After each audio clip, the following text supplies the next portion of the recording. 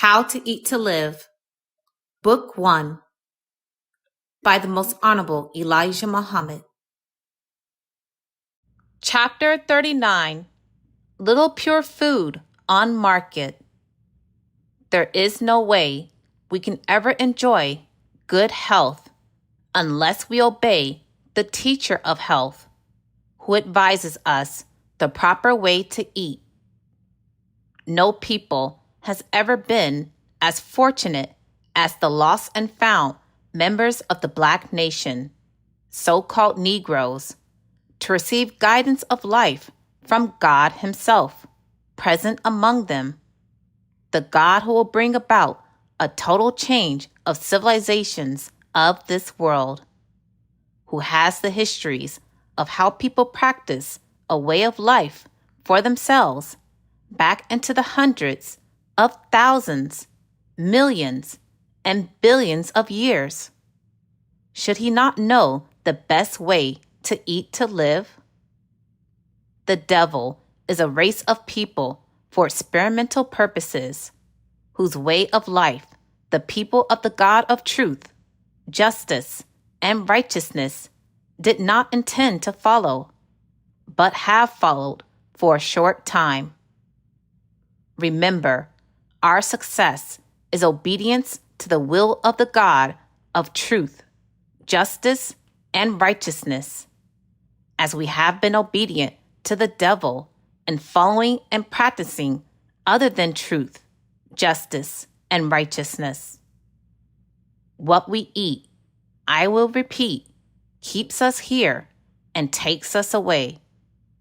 This is God's teaching to me, and it is so logical that there are no questions.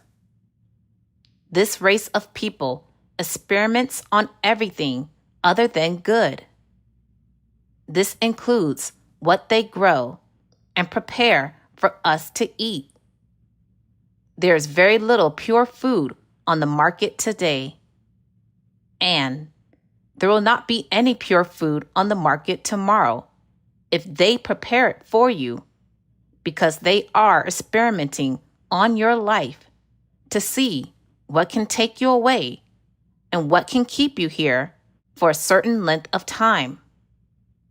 Our lives are limited by what we eat that this race of people, meaning white devils, prepare for us.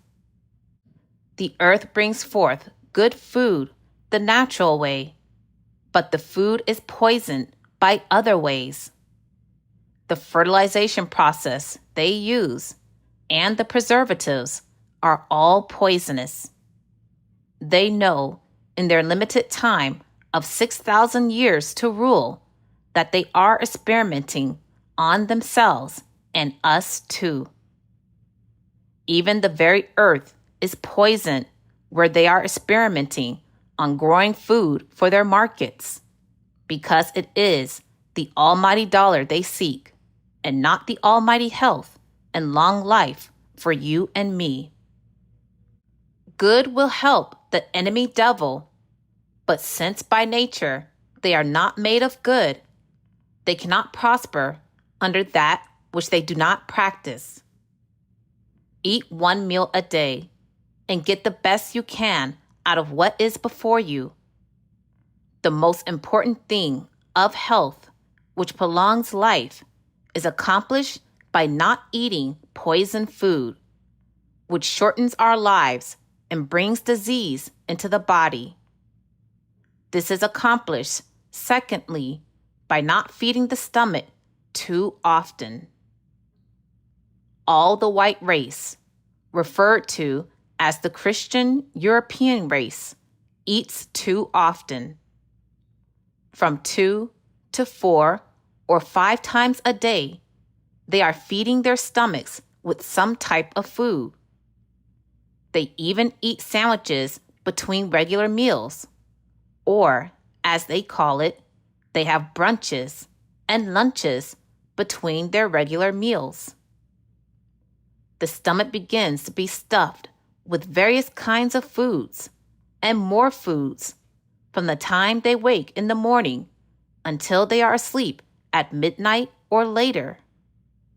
They even eat late at night and early in the morning if they awake, although they have already eaten 2 or 3 heavy meals the previous day. Their stomachs are continually churning and trying to digest a combination of meals. Then, in addition to eating frequently, they eat nuts of various kinds and candies full of nuts, which the stomach is unable to digest without harming its delicate digestive tract. Trying to digest these various poisonous foods forces the stomach to empty all of its digestive juices, thus causing it to wear out early from hard work. The loss of our stomachs can cause the loss of our lives. There is a limit to the amount of digestive juice that starts flowing when our food enters our mouths and continues until it is in the large colon of our body. Some of the foolish people, when they hear of eating once a day, laugh in fun and scorn and say they cannot live like that. You most certainly cannot live long eating 3 and 4 meals a day and stuffing your body with hog, tough beef, lamb, and veal, or any meats. By nature, the human body was not made to digest meats. Meat causes a great shortening of our lives. We all eat meat. I eat meat also, but it certainly is not good for us. I do not, however, eat pig. We should not eat any kind of bird. When it actually comes to the best diet for our bodies, no kind of bird should be included except the baby pigeon, called squab, which eats its food from its mother's mouth after it has been chewed by the mother. Allah God has taught me that as soon as the squab is weaned from its mother and starts eating its own food, we are not to eat it. No grown pigeons or other birds, not even chicken, are good to eat. Of course, a lot of chickens are raised for the market on corn, oats, and other various types of food, because such food quickly fattens the fowl. When they are raised in the above-mentioned manner, the chickens do not have a chance to eat poisonous food, such as worms, bugs, and filth, which they will do by nature. They will eat anything the hog and the buzzard will eat, if allowed the freedom to do so. We are, by nature, vegetable and fruit-eating people. Bread is also for us to eat. Eat good bread and good, fresh vegetables and fruits. Although all of us are not able to eat the right foods, I warn you to stay away from the pig. And I warn you not to eat more than 1 meal a day. Allah God, in the person of Master Fard Muhammad, to whom praise is due forever, has taught me that we are to wait until we are very hungry before we eat. And after we eat, we are to wait until we are very hungry before we eat again.